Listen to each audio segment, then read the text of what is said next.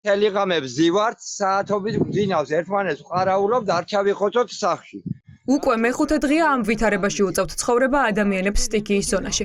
ნინო ძებისაშვილის ოჯახი უკვე მესამე დღეა ჩამონგრეულ სახლში ცხოვრობს. ისეთავს შიგნით როგორც გარეთ, მაგრამ მათთან დასახმარებლად ამ დრომდე არავინ გამოჩენილა. ადამიანებს საკუთარი ძალებით უწევთ სტიქიასთან ბრძოლა. საცხოვრებელი სახლები თოვლის საფარს ვეღარ უძლებს და ოჯახები მცირეწლოვან შვილებთან ერთად ყოველ ღამეს შიში ატარებენ. ზალაში არის ჩამონგრეული აი ეს მთლიანად აი ეს მდგომარეობა შიგნით სადაც გძინავს მე და მეუღლეს იქაც ჩემი მით შემძელით რაღაცა გადავაფარეთ რომ ეხლაც თოვს რომ წყალი არ ჩამოგცვლოდა რომ აქ არ ჩავიხოცოთ ორი ადამიანი კიდურე მდგომარეობაში ვართ არ ყავს არანაირი პატრონი რა დროს რა ჩამოვარდება არ ვიცით საჭმელიც არ გვაქვს პურის გადაგდება ხო და ურეთამდე რო ჩავიდეთ გზაც არ გაგვიწმინდენა ციხის ფერდიდან გიკავშირდებით სახლის სახურავი ჩამოგვენგრა და პატარა ბავშვია შიგნით სახლი არ არის დაგრეული მთლიანად მაგრამ ავარიულია და ნებისმიერ წამს შეიძლება ჩამოინგრას ბავშვია შიგნით სახურავი აღარ აქვს სახლს უკანა მხარე მთლიანად ჩამონგრეულია და რა უნდა ქნან არ იციან დახმარებას ითხოვენ ჭირისუფლებიც რომლებიც მიცვალებულების სათანადოდ დაკრძალვას ვერ ახერხებენ სტიქიის შედეგად გარდაცვლილი იური ჭუმბურიძის ოჯახი უკვე მესამე დღეა მიცვალებულის ჩასასვენებელს ელოდება მაგრამ გაუწმენდავი გზების გამო მათ სახლამდე მისვლას ვერავინ ახერხებს მიცვალებული კი ამ დრომდე მისაღებ ოთახში ჰყავთ დასვენებული მოსაშვილე ის გაწმენდავიდა კარგად და სასახლის გოტანაგვიდა და სასაფლაოს ჩაუ დავბარხოთ. დავბარხოთ სახლში ყავს ეხლა სახლში არ სასწრებელი ჩაიშედებს. გაიხსნება ხო? შინაგანი ორგანოები არის შიგნით, ამარაში დავსი. ხო, გარეგან სიცივი არის და შიგნიდან ნოვერახტებს კაცო. 21 საუკუნეში ხის ხუთი აქვს შეჭედილი, შიგნით ტახში თოვს ხდიან და ისე აცივენ მიცვალებულს. 2 მეტრი თოვლით ვერავინ ამშველი ვიერი არის.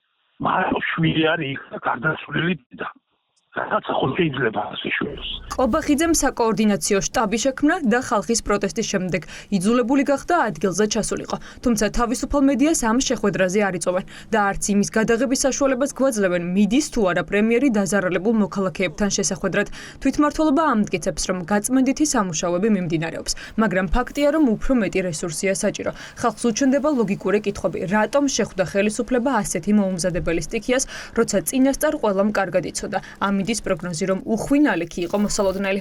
ჩამოსულია როგორც მივხვდი საპოზიოროდ, იმიტომ რომ ფოტოები აქვს გადაღებული სპეცტექნიკასთან, რომელიც ქალაქში არ გამოსულა და ირაკლისთვის თუ გამოყავთ მხოლოდ არ ვიცი. ამ მდგომარეობაში გამოდის ხელისუფლება ეგრეთ წოდებული და გვეუბნება რომ ცალკეული ძალები ცდილობს სპეკულირებას ამინდის პროგნოზითო. 112-დან SMS-ები მოგდიოდა ყველას. ვაფრთხილებდნენ, რომ იქნებოდა უხვინალექი, მაგრამ სავარაუდოდ ქართული ოცნების მაღალჩინოსნებს არ მისდიოდათ მხოლოდ ეს SMS-ები, რომ თვითონ დაეჭირათ თადარიგი ამ ყველაფერზე. ხოლო წყლის ჭავლის მანქანებს ყიდულობენ, რომ მოსახლეობა დაარბიონ. თორე ის, რომ მოსახლეობას დახმარება ჭირდება და სადღაც თოვლი აუცილებლად იქნება და სადღაც აუცილებლად გაწვიმდება, მაგრამ ამისთვის საერთოდ ქვეყანა არ არის მზად. სამაშველოს მანქანები გაჩერებული რატოა? აი 1 2 შეგიძლიათ მითხრათ? თავდაცვის ძალები ხო ხარ? რატო ხართ გაჩერებული აქ? გზები გაუწმენდავია. ვინმე კადრებს იღებს? ტრაქტორები რატოა გაჩერებული? მთელი ბაზარი დანგრეულ და ადამიანები არიან იქ, რომელთაც ჭირდება დახმარება და იქნება ამ თქვენებს გადასცეთ არ მიხვიდეთ. რამდენიმე საათია გელოდებიან. ხელისუფლება რეაგირებას მხოლოდ სტიქიური უბედურების შემდეგ იწყებს.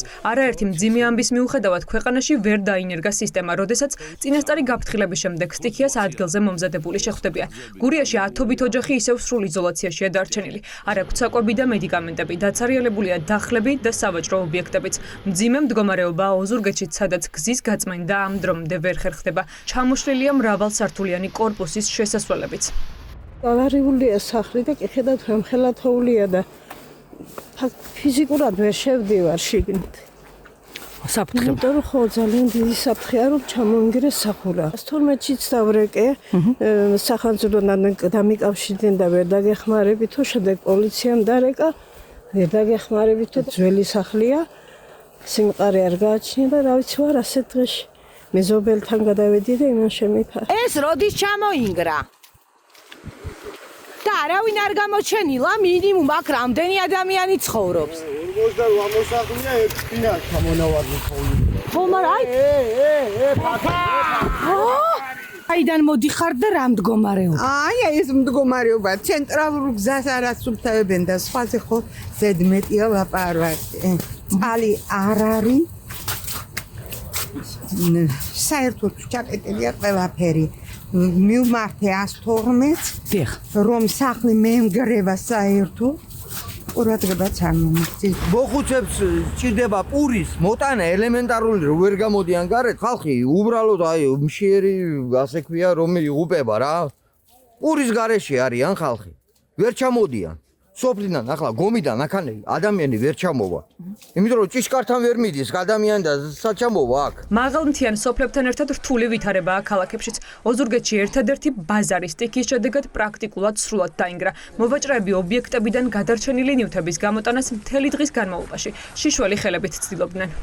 მაშველები კი არა, საერთოდ ოზურგეთს არ აყავს პატრონი. და საქართველოს მარტო ოზურგეთს კი არა, საქართველოში არ არის, ეგე უბედურება ეგ არის. იქიდან წამოსული თოვლი ეცემა პირდაპირ იმას რა ქვია, სახურავს და ჩვენც და იქეთ გაიხედეთ კიდე რა მდგომარეობა და შიგნით შევძალით. და არ გამოჩენია მაშველები რომელიმე ძალა. არ მოსულან დავრეკე, მაგრამ ველოდებით უნდა მოვიდნენ და არ ჩანან არავინ ჯერ. ძალას კი ხედავთ რა მდგომარეობა მთლიანად ბაზარში. არ გამოჩენილან მაშველები ბაზარში ნგრევაროა ვიცით. მოიკლეს თავში.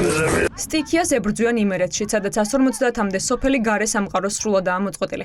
ხალხი მესამე დღეა შველას უშედეგოდ ითხოვს, თუმცა როგორც ჩანს ხელისუფლება გამოცდილებით მაინც ვერაფერს სწავლობს და ვითარებას სერიოზულად მანამდე არ შეხედავს, სანამ ფატალური შედეგი არ მოჰყვება.